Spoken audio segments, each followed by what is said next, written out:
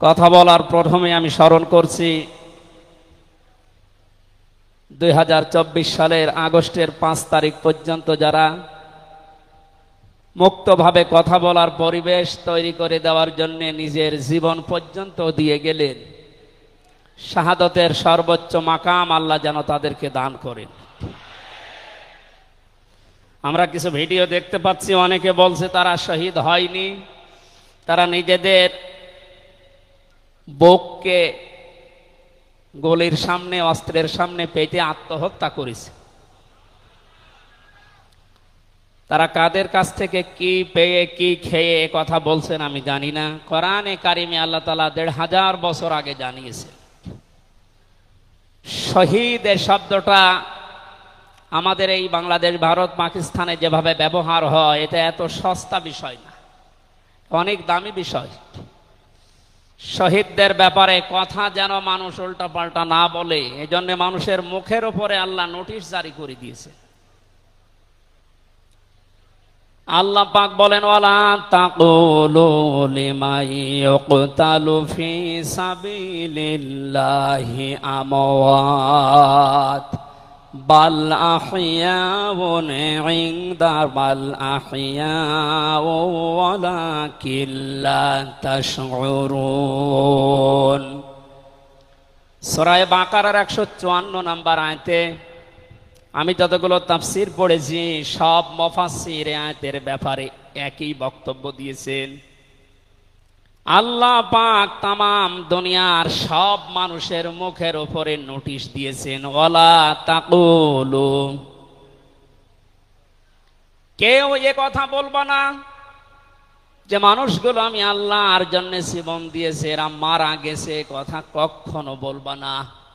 কারণ তারা জীবিত এবং তারা, তোমরা এই বিষয়টা বোঝো না, উপলব্ধি করতে পারো না। মুখের পরে মানুষ যেহেতু অন্তর দিয়ে ধারণা করতে পারে, এজন্য আল্লাহ হৃদয়ের উপরে, অন্তরের উপরেও নোটিশ দিয়েছেন, ওয়ালা তাহসাবান্নাল্লাযীনা কুতিলু ফি সাবিলিল্লাহি আমওয়াতা বাল আহইয়াউন ইনদা রাব্বিহিম ইরযাকুন। সূরা আলে ইমরানের 169 নম্বর আয়াতে আল্লাহ জানিয়েছেন, মুখ দিয়ে তো বলাই যাবে না যে শহীদরা মারা গেছে, এমনকি অন্তরে ধারণাও আনবে না যে শহীদরা মারা গেছে, বরং তারা জীবিত এবং আমি আল্লাহর কাছে তারা রিজিক প্রাপ্ত হচ্ছে। বলেন আল্লাহু আকবার। এই আয়াতটা যে 100% বাস্তব। আমি কিছুদিন আগে গিয়েছিলাম গাইবান্ধা, বাংলাদেশ ইসলামী ছাত্র শিবিরের সদস্য ছিলেন ভাইটা। আগস্টের 5 তারিখের আগে তিনি জীবন দিয়েছেন জালিমের বুলেটের সামনে। শহীদ সাব্বির হোসাইন, 1 মাস পরে তার কবর ভেঙে গিয়েছিল এই বৃষ্টির পানিতে। তাজা রক্ত কবর থেকে বের হতে দেখা গিয়েছে। একটা মানুষ যদি খাবার না খাবে তাহলে রক্ত পেল কোথায়? এজন্য এগুলো যারা ছড়াচ্ছেন, আমরা আশা করব এই বিষয়গুলো আর সামনে নিয়ে আসবেন না। আমরা কোরআনে কারিমের আয়াতের উপরে 100% বিশ্বাস করি এবং এ কথা বলি, জালেমের জুলুমের সামনে যারা নিজের জীবন পর্যন্ত দিয়ে গেলেন আগস্টের 5 তারিখের আগ পর্যন্ত, প্রত্যেকেই শহীদ যাদের ঈমান আছে, এবং আল্লাহ তাদেরকে যেন শাহাদতের সর্বোচ্চ মাকাম দান করেন। বলেন আমিন। কোথায় ছিলাম আমরা আর কোথায় আছি এখনো বাস্তবতা টের পান না। কিছুদিন আগে বাংলাদেশ জামাত ইসলামের কেন্দ্রীয় আমিরে জামাত ডক্টর শফিকুর রহমান কুষ্টিয়াতে গিয়েছিলেন। প্রায় 5000 মানুষকে নিয়ে তিনি একটা অনুষ্ঠান করলেন। যারা 16 জন শহীদ হয়েছিল কুষ্টিয়ায়, বাংলাদেশ জামাত ইসলামের পক্ষ থেকে 2 লক্ষ করে টাকা তাদের পরিবারের হাতে তিনি তুলে দিলেন। প্রায় 2.5-3 ঘন্টায় অনুষ্ঠানগুলো আমরা দেখলাম। বলেন তো, আগস্টের 5 তারিখের আগে 5000 না, এরকম মানুষ যদি 5 জন এক জায়গায় হইতো 14টা মামলা হয়ে যেত। কোথায় ছিলাম আমরা আর কোথায় এখন পৌঁছিয়েছি, এরপরও যদি এটাকে কেউ নিয়ামত মনে না করে। গতকালকের একটা জরিপ আমি পেয়েছি, বাংলাদেশে 100 জনের 14 জন এখনো পর্যন্ত আপা আপনি ঘাবড়াবেন না আমরা নরম হয়ে যাই এ দলে আছে। 100 জনের কতজন? 100 জনের 28 জন এখনো পর্যন্ত থালা নেওয়ার জন্য খুব তাড়াতাড়ি করছে। আমি নাম নাই নিলাম। আনন্দের বিষয়, 100 জনের 58 জন মানুষ এখন চাচ্ছে এদেশে আল্লাহর বিধান দিয়ে জমিনটা চলুক। আগস্টের 5 তারিখ খুব বেশি দিন যায়নি। এই কয়েকদিনের ব্যবধানে যদি এই অবস্থা সৃষ্টি হয়, এই জন্য আমার মনে হচ্ছে এদেশের অনেক মুনাফিকেরা বুঝে ফেলেছে বিষয়টা, এজন্য খুব তাড়াতাড়ি করছে যে থালা আমাদের হাতে দেন। আমার দাদা একটা গল্প বলতেন। এক লোক বিবাহ করার পরে বাসর রাতে বউকে রেখে একটু বাইরে গেছে। দাদি শাশুড়ি এসে বলছে, আমার কিন্তু পতি চাই, তুমি কি করবা আমি জানি না। নতুন বউ ডাক দিয়ে বলছে, দাদি শাশুড়ি আমার একটু সময় দেন, আপনার পতি হবে, অসুবিধা নেই। শাশুড়ি এসে বলছে, বৌমা আমার কিন্তু নাতি চাই। ঠিক আছে, আমার সময় দেবেন তো। দেবর আর ননদ এসে বলছে, ভাবি আপনি কি করবেন আমরা জানি না, আমাদের কিন্তু ভাতিজা চাই। কিছুক্ষণ পরে স্বামী এসে বলছে, বউ তুমি কি করবা আমরা জানি না, আমার বেবি চাই। বউ মাথা উঁচু করে বলছে, তোমরা কি সব পাগলের বংশ? আমার এখনো কিছুই হয়নি, এরপরে 10 মাস 10 দিন সময় লাগবে, তারপরে কারো বেবি চাই, কারো ভাতিজা চাই, কারো নাতি চাই, সব হবে। আমারে তো সময় দেবেন নাকি? 15.5 বছরে যে জঞ্জাল তৈরি হয়ে আছে, 1-1.5 মাসে পরিষ্কার করা সম্ভব? আপনি কি মনে করেন? যারাই দায়িত্ব পেয়েছে ছাত্র জনতার হাত থেকে, দেশের মানুষের হাত থেকে, তাদেরকে তো একটু সময় দেবেন নাকি? কুষ্টিয়াতে বাংলাদেশ জামাতে ইসলামের শ্রদ্ধাভাজন আমির উনি সাংবাদিকদের জানিয়েছেন, আমরা সম্মানজনক এবং যুক্তিপূর্ণ সময় তাদেরকে দিতে চাই, যেন দিনের ভোট আর রাতে না হয়। কথা বলেন না কেন? সুতরাং সম্মানজনক সময় নিয়ে তারা ঠিক ব্যবস্থা করবে। যারা খুব তাড়াতাড়ি করছেন, 10 মাস 10 দিন সময় দেবেন না, এমনিতেই বেবি উনি কি ফ্ল্যাক্সি লোড করে নিয়ে আসবে বাড়ি থেকে। সুতরাং আমরা চাচ্ছি, সংস্কার যখন আরম্ভ হয়েছে দেশে, 1628টা চেয়ার আছে এই দেশের মেন চেয়ার, এই চেয়ার না, যিনি পালিয়েছে তার চেয়ার থেকে শুরু করে এদেশের ওসি সাহেবের চেয়ার পর্যন্ত আপনি গণনা করবেন, 1628টা চেয়ার হয়। আমরা চাই খুব তাড়াতাড়ি যারা দায়িত্বে আছেন এই 1628টা চেয়ার যেন খুব তাড়াতাড়ি পরিবর্তন করা হয়, কারণ এগুলো সব ওই জালেমদের দোষ। এগুলো পাল্টিয়ে বৈষম্যের শিকার হয়ে 15.5 বছর যারা ওএসডি হয়েছিলেন, যারা নিজেদের চেয়ার পর্যন্ত পৌঁছাতে পারে নাই, আমরা চাই তাদেরকে এই সমস্ত জায়গাগুলোতে দেওয়া হোক।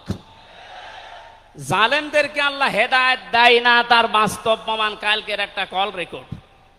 একজনের জন্মদিন নাকি গোপালগঞ্জে পালন করতে দেয়নি এক ওসি সাহেব, এই জন্য বাইরের দেশ থেকে তাকে হুমকি দিচ্ছে যে তার নাম লিস্ট করে রাখো, আমি যদি কোনোদিন আসি তার খবর করব। আমি কথাটা শোনার পরে মিলালাম, আল্লাহু লা ইয়াহদিল কওমাজ জালিমিন। আল্লাহ যে ইহদি দিয়েছেন মোজারে, বর্তমান ভবিষ্যৎ, প্রেজেন্ট ফিউচার, আল্লাহ তাআলা জানিয়েছেন যে আমি জালেমদেরকে হেদায়েত দিচ্ছি না, দেবও না। কালকের কল রেকর্ড শোনার পরে আমার মনে হচ্ছে ওনার কপালে হেদায়েত নেই এবং আল্লাহ দেবেও না। নয়তো এত কিছু হওয়ার পরেও এই লোকটা হুমকি দিতে পারে, আপনার বিশ্বাস হয়? হেদায়েত চাই না, কারণ আমরা হেদায়েত চাইলেও আল্লাহ দেবেন না। জালেমদের হেদায়েত দেবেন না, আল্লাহ নিজে জানিয়েছেন। কারণ জালেমদের বিরুদ্ধে মামলা দায়ের করবে আল্লাহ নিজে। এটা আমি বানালাম। সূরা শুরা 25 নম্বর পারা 6 নম্বর পৃষ্ঠার 13 নম্বর লাইনের 42 নম্বর আয়াতে আছে, ইন্নামাস সাবিলু আলাল্লাযীনা ইয়াযলিমুনান নাস ইলা আখিরি আয়াহ। আল্লাহ পাক বলেন, অবশ্যই আমি আল্লাহ নিজে মামলা দায়ের করব, কেস করব, অভিযোগ দাখিল করব তাদের বিরুদ্ধে যারা মানুষ হয়ে মানুষের বিরুদ্ধে জুলুম করে। আল্লাহ ইয়াজলিমুন আল মুসলিমুনা দেননি যে মুসলমানদের উপরে যারা জুলুম করে, ইয়াজলিমুন আন নাস দিয়েছেন যারা মানুষের উপরে জুলুম করে, অত্যাচার করে। এরা আমির হামজার মামলার আসামি না, এরা সরাসরি আল্লাহর মামলার আসামি। 1628 জন যারাই ছিলেন আর আপনারা কিন্তু বাংলাদেশের কারো মামলার আসামি না, সবাই এখন আল্লাহর মামলার আসামি। মামলার বাদী যত বড় হয় মামলা তত কঠিন হয় এবং জামিন পাওয়াও তত কঠিন হয়। আপনারা জানেন আমি 3টি বছর জেলে ছিলাম। আমার যে মামলা ছিল, আমার মনে হয় যদি সাজাও লাগিয়ে দিত সর্বোচ্চ 3 মাস। কিন্তু মামলার বাদী যেহেতু একেবারে আল্লাহর ওলি, এই জন্যে বহুবার মামলা সিএমএম কোর্ট, জজ কোর্ট, হাইকোর্টে ওঠার পরও বলে না, হবে না। এই কয়েকদিন আগে মামলা আমার সব খারিজ হয়ে গেছে। আমি মনে করলাম মাননীয় আদালতকে প্রশ্ন করি যে আমার এই মামলা তো আপনার কাছে 3 বছর ছিল, এতদিন তো কিছুই করেননি, হঠাৎ এখন বলছেন কোনো দোষ নেই, সব বেকসুর খালাস করে দিলাম। মামলাটা হাতে নিয়ে উনি বলছে এর ভেতরে তো কোনো মাল ম্যাটারেস নেই, কি দিয়ে বিচার করব, সব বাদ দিয়ে দিলাম। তো এতদিন এই কথা বললে তো আমার 3 বছর জেলে থাকা লাগে না। উনি এইটাই বলতো যে হুজুর আমার হাত বাঁধা ছিল। কি বাধা ছিল? এখন যেহেতু হাত খোলা, ন্যায় বিচার করতে পারছেন, আমরা চাই এদেশে যত চেয়ার আছে সব হাত যেন আবু সাইদের মতো এভাবে খোলা থাকে। এভাবে হাত খোলা চান না? কিয়ামতের আগে কোন জালেম এদেশের চেয়ারে আর আসতে পারবে না ইনশাআল্লাহ। সতর্ক থাকা লাগবে আমাদের। এই জন্য যারা তাড়াহুড়া করছেন আপনারা একটু শান্ত হন। আগে 10 মাস 10 দিন সময় দেন, বাসর হোক। কথা বলেন না কেন? আমি আর নিচে নামলাম না। আল্লাহ আপনাদেরকে সম্মতি দান করুন, আমিন। দরুদ আর সালাম পড়ছি আমাদের নবী মুহাম্মদুর রাসূলুল্লাহ সাল্লাল্লাহু আলাইহি ওয়াসাল্লামের প্রতি। আজকে সেই বিকাল 3টা থেকে শুরু করে রাত 9টা পর্যন্ত এদেশের পতিত যশা আলেমদের মুখে, ইসলামিক চিন্তাবিদদের মুখে এবং জাতীয় নেতৃবৃন্দের মুখে আপনারা নবীর সিরাত সম্পর্কে বিভিন্ন কথা শুনতেছেন। আমি লাইভ দেখছিলাম। আমার আজকের আলোচনার বিষয় রাসূল সাল্লাল্লাহু আলাইহি ওয়াসাল্লাম কেন একমাত্র আদর্শ। এই পয়েন্টের উপরে কোরআন শরীফ থেকে, হাদিস থেকে আমি 18টা পয়েন্ট বের করেছি। খুব সংক্ষেপে এর উপরে আপনাদের সামনে কথা উপস্থাপন করার চেষ্টা চালাবো ইনশাআল্লাহ। ওমা তাওফীকি ইল্লা বিল্লাহ। জবান খুলে কোরআনের এই সোনালী আয়াতটা একটু পড়েন। আউযু বিল্লাহি মিনাশ শাইতানির রাজিম। বিসমিল্লাহির রহমানির রহিম।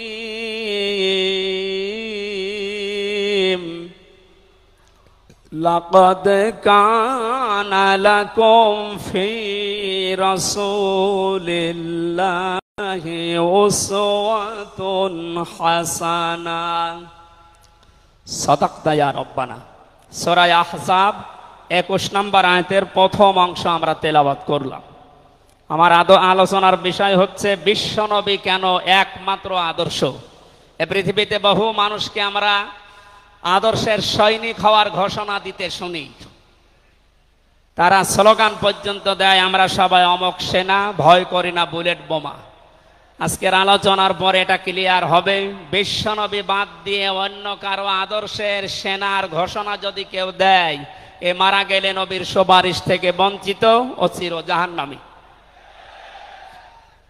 আমরা যেহেতু মানুষ এবং আমরা মুসলিম, আমরা জাহান্নামে যেতে চাই না। এই ছোট্ট ভুলের কারণে এই ভুলটা আজকে শুধরিয়ে নেব ইনশাআল্লাহ। সূরা আহজাব কোন সূরা বলেন তো? এটা ক্লাস চলছে, ছাত্রের মতো জবাব দেবে। আহজাব শব্দের শাব্দিক অর্থ দল সমূহ। এর এক বচনে হচ্ছে হিজবুন। হিজবুন মানে দল। পৃথিবীতে দল আছে দুইটা। প্রশ্ন আসতে পারে বাংলাদেশে প্রায় ৭৩টার উপরে দল, আর দল দুইটা মানে? হ্যাঁ, দল একটা হচ্ছে আল্লাহর দল, একটা হচ্ছে শয়তানের দল। আমরা সামনে বিস্তারিত ওই দুইটা দলের উপরে কথা বলবো ইনশাআল্লাহ। দল করা লাগবে এই ঘোষণা আমির হামজার না আল্লাহর? এই শব্দটা শুনলে অনেকে মানধাত আমলের দিকে নিয়ে যায়। আপনি আলেম মানুষ, হুজুর মানুষ, ইমাম সাহেব মানুষ, আপনি দল দাঁড়িয়ে এগুলো করবেন কেন? কোরআনে কারিমের যদি কেউ একটা আয়াত অবিশ্বাস করে, আর ইমান থাকার কথা। আল্লাহ পাক বলেন ওয়ালতাকুম মিনকুম উম্মাতুন, তোমাদের ভেতরে অবশ্যই একটা দল থাকতেই হবে। তাহলে দল এই শব্দটা কোরআনে আছে না নেই? দল এই বাংলায় নেই, কিন্তু উম্মাতুন এই শব্দ তো আছে। আমি সেই দিন গাইবান্ধায় ওই দিন আলোচনা করার পরে একজন মুসলিম হয়েছিল, জিজ্ঞাসা করলাম। পরবর্তীতে ওই দিন আলোচনার বিষয় ছিল ভোট। উনি শিক্ষিত মানুষ, আমারে জিজ্ঞাসা করছে আপনি ভোট এ শব্দ নিয়ে আসলেন, কোরআনে হাদিসে এই শব্দ আছে? এটা তো আরবি। হ্যাঁ আছে। আমানাত শব্দটা কোরআনে আছে। তাফসিরে মারিফুল কোরআন আল্লামা শফি রহমতুল্লাহ আলাইহি আমানতের প্রায় 19টা অর্থ দিয়েছেন। তার ভেতরে অন্যতম অর্থ হচ্ছে ভোট দেওয়া, রায় দেওয়া, সমর্থন দেওয়া। সুতরাং কেউ যদি ভোট এটাকে দুনিয়ার কোন বিষয় মনে করে এড়িয়ে যায়, সে কিন্তু মরণের পরে ধরা খাবে। কথা বলেন, আমরা আখেরাতে আদালতে ধরা খেতে চাই, আমরা বাঁচতে চাই। সুতরাং দল মাস্ট বি, করাই লাগবে। যে দলের কর্মসূচি দুইটা, তারা ভালো কাজে আদেশ করবে, অন্যায় কাজে বাধা দেবে। আল্লাহর ভাষা এরাই হচ্ছে সফল কাম দল। এদেশে যত দল আছে এই দুইটি কর্মসূচি কারা পালন করে আপনি অবশ্যই দেখতে পাচ্ছেন। আপনার বিবেকের কাছে প্রশ্ন করে আপনি সামনে আগাবেন ইনশাআল্লাহ। তাহলে নবীজি আমাদের জন্য একমাত্র আদর্শ কেন? এর 1 নম্বরে আমি পেয়েছি তার জীবনটা আমাদের কাছে পরিষ্কার। এই কারণে পৃথিবীতে আমরা যত নেতা নেত্রীকে মেনে চলতে দেখি, যে কোনো রাজনৈতিক দলের নেতা নেত্রী আপনি হন, ওই রাজনৈতিক দলে যাকে মানেন তার চরিত্র জীবন আপনার কাছে কিন্তু পরিষ্কার না। কথা বলে না কেন? আমি নাম ধরেই বলছি, আওয়ামী লীগ যারা করতেন, এখন আওয়ামী লীগ দেশে আছে কিনা আমি জানি না, আছে বললাম ওই যে 14%, ওরাও এখনো পর্যন্ত তওবা করে ফিরে আসার চেষ্টায় আছে। আল্লাহ যেন তাদেরকে তাওফিক দেন। আর যদি হেদায়েত না থাকে দোয়া করেও তো হবে না, আল্লাহ যেন তাদেরকে মায়ের কাছে পাঠিয়ে দেন। একটু আস্তে বলেন ভাই, এটা জোরে বলার দরকার নেই। জীবনী পরিষ্কার হওয়ার কথা বলছিলাম। যারা করতেন আওয়ামী লীগ, বলেন তো আপনার বিবেকের কাছে, শেখ হাসিনা জীবনে কোনোদিন একটা মিথ্যা কথা বলেনি, এ গ্যারান্টি আপনি দিতে পারবেন? না না, এ কথা বলা ভুল হয়ে গেল। ওনার সারা জীবনে কোনো সত্য কথা আছে কিনা আমার সন্দেহ। আমার এই 33 বছর বয়সে তো আমি কোনো সত্য কথা ওনার কাছ থেকে শুনলাম না। কথা বললেই মিথ্যা কথা বল। ওইটা নয়, বাদ দিলাম। আমি আর একজনের ধরি, বিএনপি যারা করেন, খালেদা জিয়া জীবনে একটা মিথ্যা কথা বলেনি, এ কথা আপনি গ্যারান্টি দিতে পারবেন? জামাত ইসলাম যারা করে তারা এ কথার গ্যারান্টি দিতে পারবেন যে মরহুম শহীদ মতিউর রহমান নিজামী জীবনে মিথ্যা কথা বলেনি? বলেন না। চরমনাই পীরের মুরিদ যারা, তারা কি গ্যারান্টি দিতে পারে সৈয়দ রেজাউল করিম জীবনেও মিথ্যা কথা বলেনি? একজনের ব্যাপারে গ্যারান্টি আছে, আল্লাহ নিজে গ্যারান্টি দিয়েছেন, তার 63 বছরে একটা মিথ্যা কথা নেই।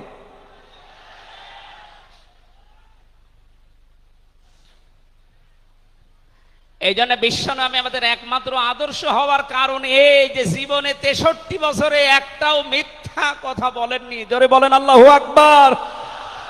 এটা যে কত বড় বিষয় আপনি চিন্তা করলে আপনি চিন্তার রেখা শেষ করতে পারবেন না। আমাদের দিনের ভেতরে 24 ঘন্টায় কত মিথ্যা আসে, আর তার পুরা 63 বছরের জীবনে একটা মিথ্যা কথা তিনি বলেননি। 2 নম্বরে পেয়েছি আমি, তিনি উন্নত চরিত্রের অধিকারী ছিলেন। এমন চরিত্র আল্লাহ তাকে দিয়েছিলেন, আমি তিনজন নবীর নাম পেয়েছি আল্লাহর নামের সাথে, তাদের নাম আল্লাহ মিলিয়ে দিয়েছেন। হযরত ইসমাঈল আলাইহিস সালামকে আল্লাহ ডাক দিয়েছিলেন গোলামিন হালিম, আমার সহনশীল বান্দা। হযরত ইসহাক নবীকে আল্লাহ বলেছিলেন গোলামিন আলিম, আমার জ্ঞানী বান্দা। আর মুহাম্মদুর রাসূলুল্লাহকে আল্লাহ ডাক দিয়েছেন ওয়া ইন্নাকা লাআলা খুলুকিন আযীম। জোরে বলেন আল্লাহু আকবার। বৃষ্টি হচ্ছে না বাইরে? এখানে ওঠাউঠি করেন কেন? বসেন বসেন।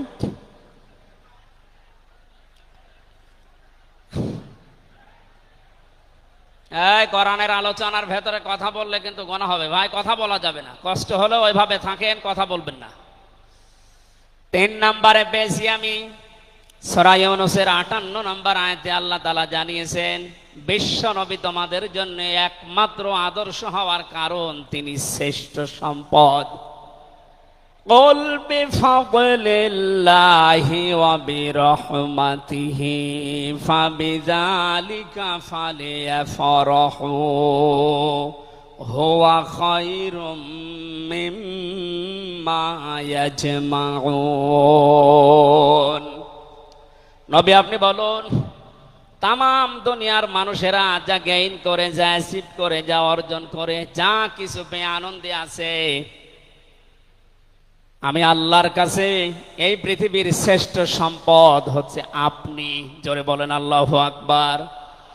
সুতরাং আপনার আদর্শ পেয়েছে যারা, সে মানুষগুলো যেন আনন্দে থাকে, তারা যেন খুশি হয়। এজন্য আগস্টের 5 তারিখের আগ পর্যন্ত এদেশের 100 জনের মাত্র 15 জন মানুষ বিশ্ব নবীকে একমাত্র আদর্শ মানতেন। তারা খুশি ছিলেন, রাজি ছিলেন।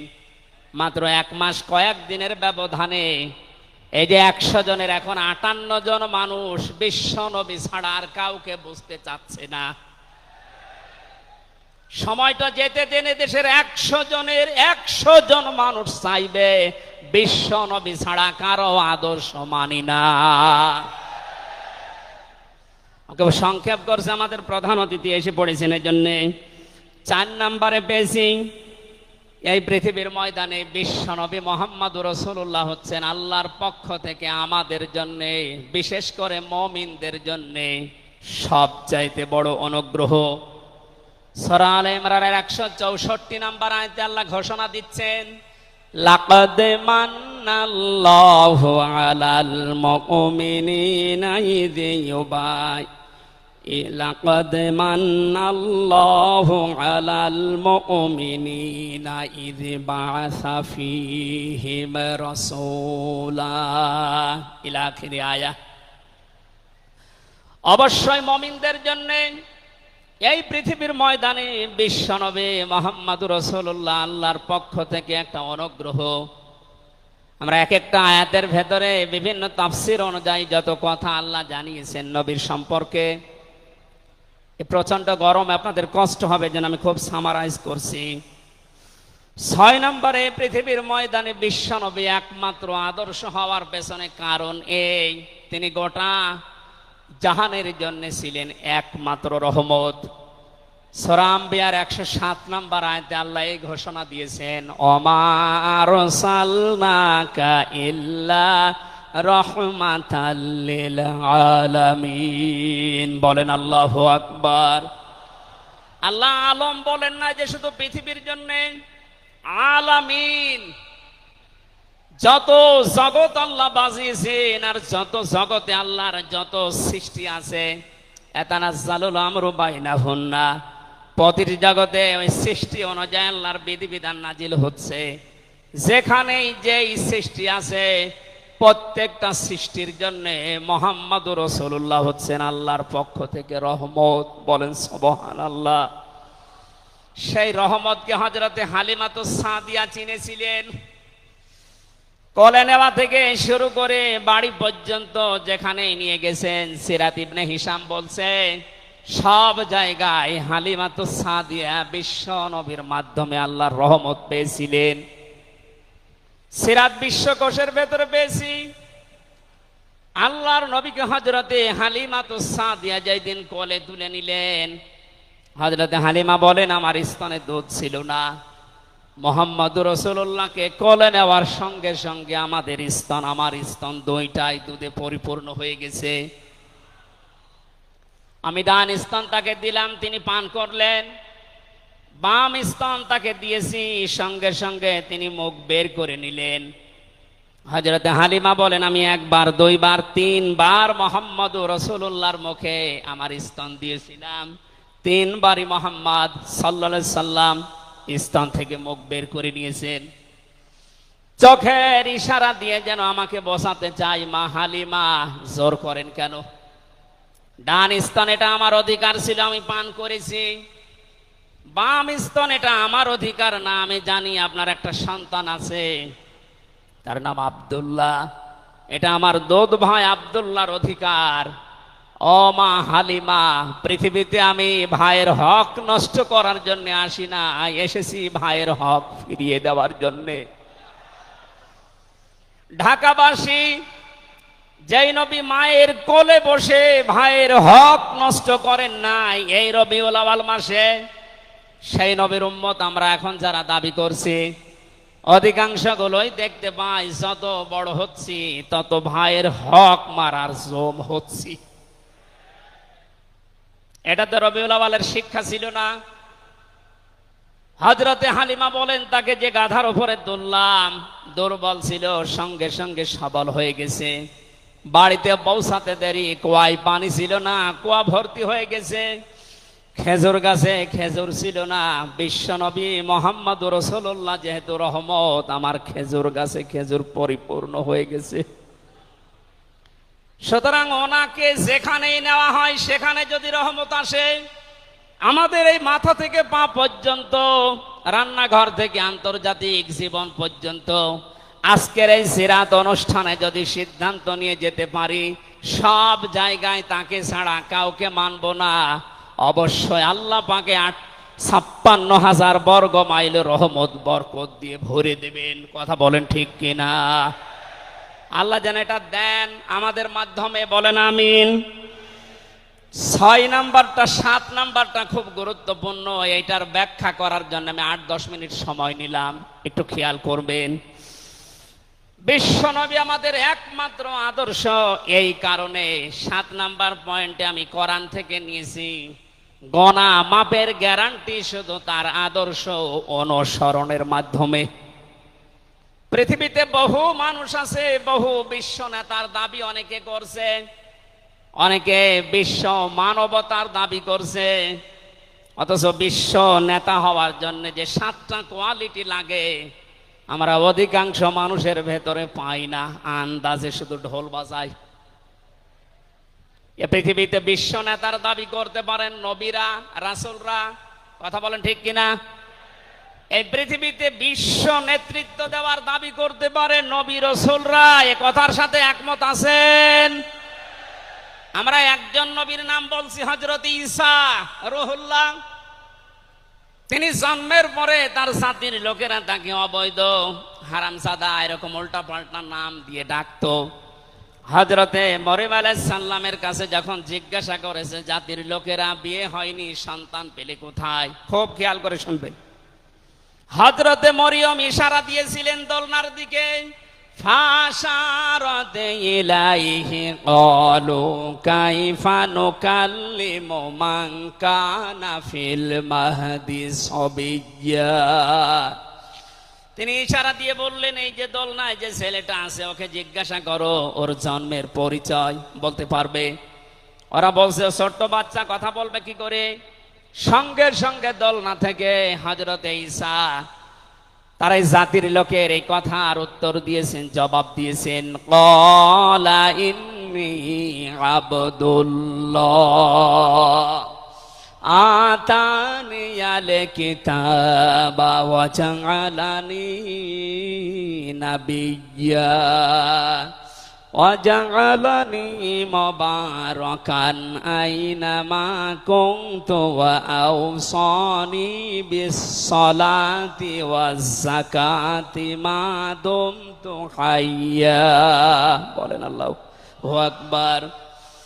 দলনা থেকে হযরত ঈসা বললেন, আমি অবৈধ সন্তান না, আমি জারজ না, আমি আল্লাহর বান্দা। আল্লাহ পাক আমাকে জামানায় নবী করে পাঠিয়েছেন এবং আমাকে সামনে কিতাব দেবেন।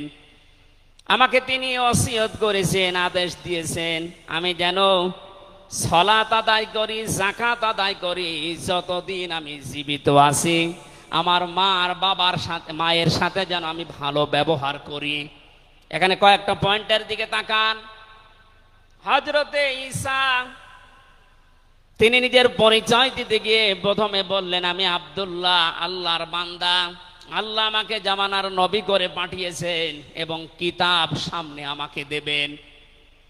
আজ পৃথিবীর ময়দানে যারা বিশ্ব নেতা হওয়ার কথা জানায়, যাদেরকে দাবি করা হয়, দেখেন তো এ মানুষগুলোর বাবা এক ধর্মের, মা আর এক ধর্মের। জন্ম আপনার আগে বৈধ হওয়া লাগবে, এরপরে বিশ্ব নেতা। যে 7টা পয়েন্ট আছে আয়াতের তাফসিরে, অত জোরে বলার দরকার নেই, আপনি বুঝলেই হবে। বিশ্ব নেতা হওয়ার জন্য প্রথম কোয়ালিটি থাকবে, আপনার জন্ম হওয়া লাগবে বৈধ। এ পৃথিবীর প্রত্যেকটা নবীর জন্ম ছিল বৈধ, কোন নবী অবৈধ না। কথা বলেন। অথচ এখন অনেককে এমন দাবি করে আকাশে তোলা হচ্ছে যার মা এক ধর্মের, বাবা আর এক ধর্মের। আমি বাকি 6টা নাই বললাম। ঢাকাবাসী, এবার আসেন তো সূরা আলে ইমরানের 131 নম্বর আয়াতের এই ব্যাখ্যাটা বলার জন্য আমি এই আশপাশে যাচ্ছিলাম। বিশ্ব নবীকে অনুসরণ করলে জীবনের গুনাহ মাপের গ্যারান্টি দিয়েছেন কে? এতদিন আয়াত যেভাবে শুনেছেন ওইভাবে না, যেহেতু এখন ডিজিটাল যুগ, ডিজিটাল কায়দায় শোনা লাগবে। কুল ইন কুনতুম তুহিব্বুনাল্লাহা ফাত্তাবিউনি ইউহিব্বুকুমুল্লাহ ওয়া ইয়াগফির লাকুম যুনুবাকুম আল্লাহু গফুরুর রহিম। এটা তাফসিরে ফি জিলালিল কোরআনে সাইয়্যিদ কুতুব বিস্তারিত দিয়েছেন, আমি শুধু ইঙ্গিত দিচ্ছি, একটু তাকান। আল্লাহ পাক বলেন, নবী আপনি বলুন, যদি আল্লাহকে ভালোবাসি এ দাবি তোমাদের থাকে, এ দাবি আমাদের আছে না নেই? আল্লাহকে আমরা ভালোবাসি এ দাবি আছে না নেই? আল্লাহ বলেন দাবি যারা করে তাদেরকে আপনি বলেন যে ফাত্তাবিউনি, তারা যেন আপনার অনুসরণ করে।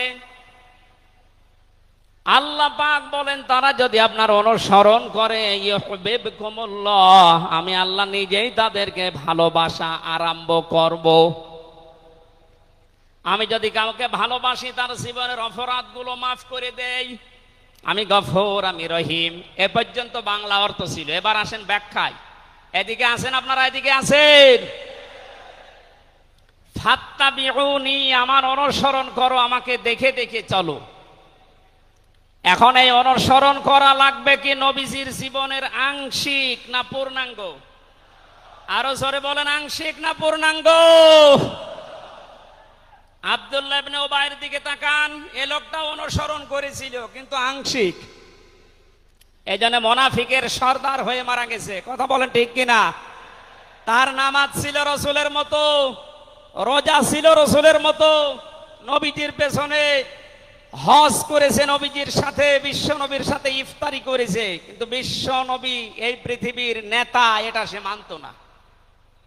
আজ বাংলা সহ বিশ্বে বহু মুসলমান এই থিওরিতে আছে, তারা নামাজ রসুলের মতো পড়ে, রোজা রসুলের মতো রাখে, কিন্তু সমাজ নবীজি, রাষ্ট্র নবীজি 10 বছর কোরআন দিয়ে চালিয়েছিলেন, এইটা মানতে তারা রাজি না। এ মানুষগুলোর অনুসরণ হচ্ছে আংশিক না পূর্ণাঙ্গ? সুতরাং আংশিক অনুসরণ করলে আল্লাহ কি আপনাকে ভালোবাসা আরম্ভ করবে? না। ইউহিব এটা মোজারে, বর্তমান, ভবিষ্যৎ, প্রেজেন্ট, ফিউচার।